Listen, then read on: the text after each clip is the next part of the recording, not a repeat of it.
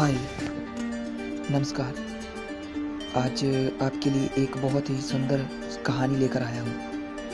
बहुत समय पहले की बात है। महात्मा बुद्ध एक गांव से गुजर रहे थे, लेकिन क्या होता है कि काफ़ी देर हो जाती है और रात होने वाली होती है, जिस वजह से महात्मा बुद्ध को उसी गांव में रुकना पड़ता है। उस गांव में रुकते हैं और महात्मा बुद्ध देखते हैं कि उस गांव के लोग काफ़ी ज़्यादा डरते हैं, काफ़ी ज़्यादा भयभीत होते हैं। वह लोग रात में बाहर नहीं निकलते, अपने घरों से बाहर नहीं निकलते।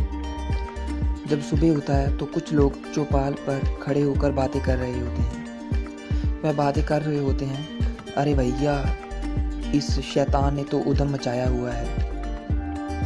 कोई भी आदमी उस जंगल से गुजरता है तो उसकी मौत निश्चित है। दूसरा आदमी, अरे सच है भाई, बहुत मुश्किल हो गया है, अब तो रात में बाहर निकलने से भी भय लगता है। तभी क्या होता है, महात्मा बुद्ध वहीं से आते हैं और वहीं उस चौपाल के पास आते हैं। सभी लोग महात्मा बुद्ध को नमस्कार करते हैं। महात्मा बुद्ध उनसे पूछते हैं, आप सभी लोग इतना भयभीत क्यों हैं, चिंता में क्यों हैं? सभी लोग इसका कारण बताते हैं कि हे प्रभु, हमारे गांव के जंगल के पास एक अंगुलीमाल, एक बहुत ही खतरनाक शैतान, एक डाकू रहता है, जो भी उस जंगल से गुजरता है तो उसकी हत्या कर देता है और हत्या कर उसकी उंगलियों की माला बनाकर अपने गले में पहन लेता है। और सभी लोग कहते हैं, आप भी उस जंगल से मत गुजरना। लेकिन महात्मा बुद्ध उन सभी से कहते हैं, आप लोग घबराइए मत, मैं उससे जरूर भेंट करूंगा। महात्मा बुद्ध क्या करते हैं, उसके बाद महात्मा बुद्ध उस जंगल की ओर चलते हैं।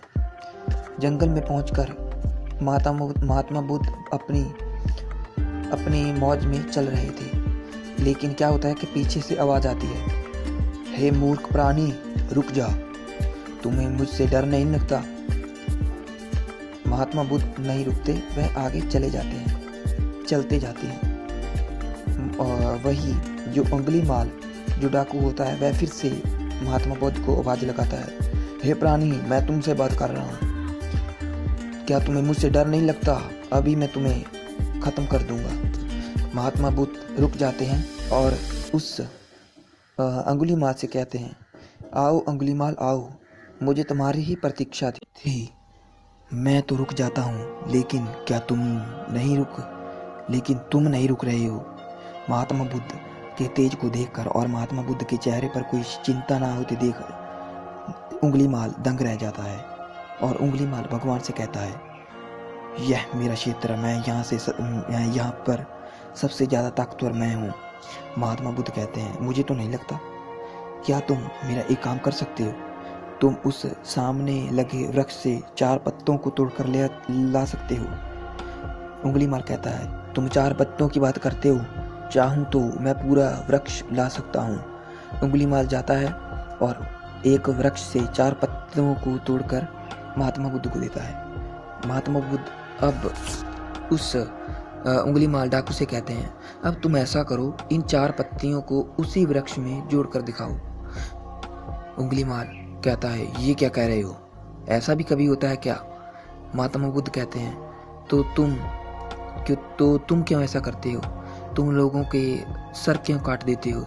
तुम्हें जब पता है कि एक बार चीज़ जब टूट जाती है तो उसे जोड़ना बहुत मुश्किल है, तो तुम लोगों की जान के पीछे क्यों पड़े हो? एक बार अगर कोई मर जाता है तो वह दोबारा जिंदा नहीं हो सकता। उंगलीमाल इस बात को सुनकर अपने अंदर से हिल जाता है और भगवान बुद्ध के चरणों में गिर जाता है।